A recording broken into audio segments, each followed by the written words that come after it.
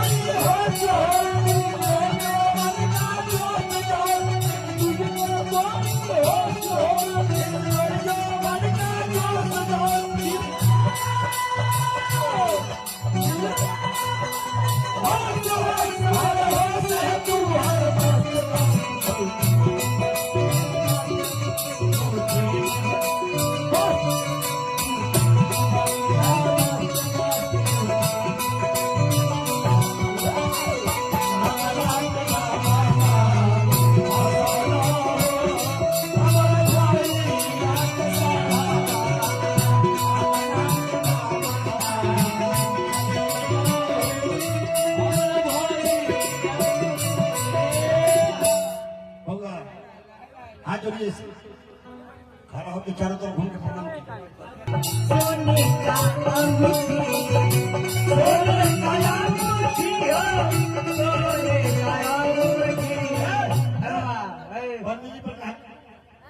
पंडित जी पर कहा गरम है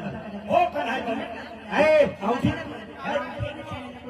ए देखिए रखनी बाबा माथा मुका के धरे दिमाग दिमाग ना काम करे यार बाबा ने परेशान केला के बात ही पूछ रहा हूं औठी छोड़ छुहार के जमाना है अभी की भाई सोना के औठी रखी है ना हम रख ले हैं बाबा चाय नहीं आएगा। देखिए कन्हाई बाबू लड़के वाला ये चल रहा है एक एक वचन में भर खाना के लपेट के बस बांध दीजिए कि पहले करार दिया सोने का अंगूठी सोने का अंगूठी दल्हा पितारा हाय हाय हाय हाय हाय हाय हाय हाय दल्हा पितारा चढ़वला हो हमरा भाईया के सारा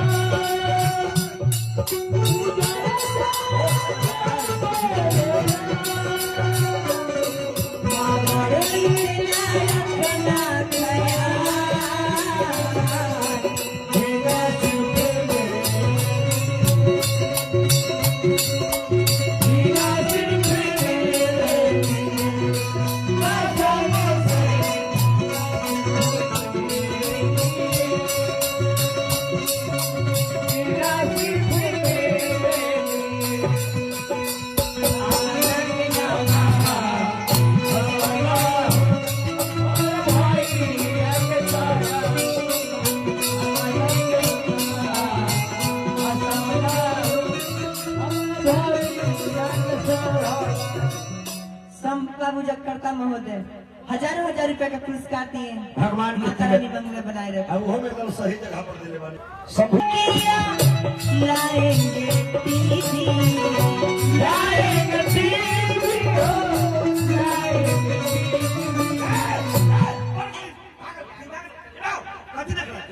टीवी टीवी मोतिया भी टीवी लटका हुआ ना देखिए भैया टीवी वहाँ ओमे कहाँ कुछ ना बुझा हाथ उठा ले अभी और ना हुआ है अरे उसमें मूसा उसना घुसने के लिए मूसा उसना कहीं घुस जाए आगे से जाली लगा हुआ है अच्छा तो देखेंगे किधर से पीछे से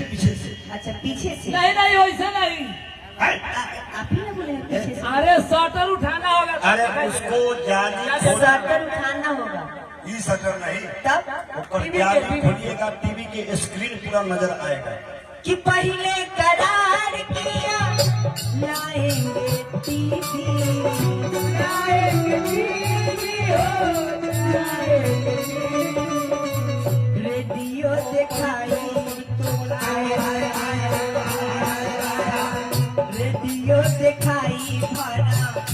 भला हो हमारा भाई आगे चलो रेडियो दिखाई भरा रेडियो दिखाई भरा हमारा भाई आगे चलो रेडियो दिखाई भरा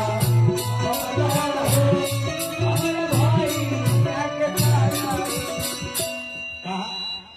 आप जो कर रहे हैं ये लड़की के भाई जो है आप इन पर